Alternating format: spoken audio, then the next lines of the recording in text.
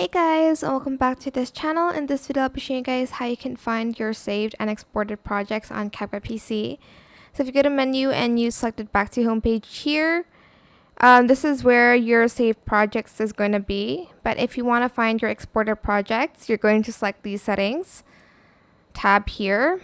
And actually, this is for the saved projects as well here. You can find the file there as well.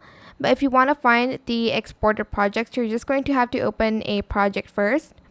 Then you're going to hit the export button and you're just going to select the folder here. Select this, right click, copy, and paste it in your file explorer, I guess. And that's where your exported videos are going to be. And that is it. I hope this tutorial was helpful for you guys. Don't forget to like, comment, share, and also subscribe to this channel if you haven't done that already. If you have any more questions, just leave it in the comment section down below. I will try my best to answer them all for you guys. And if you found this video helpful, please click the thanks button above the description box down below. Thank you so much for watching. Bye!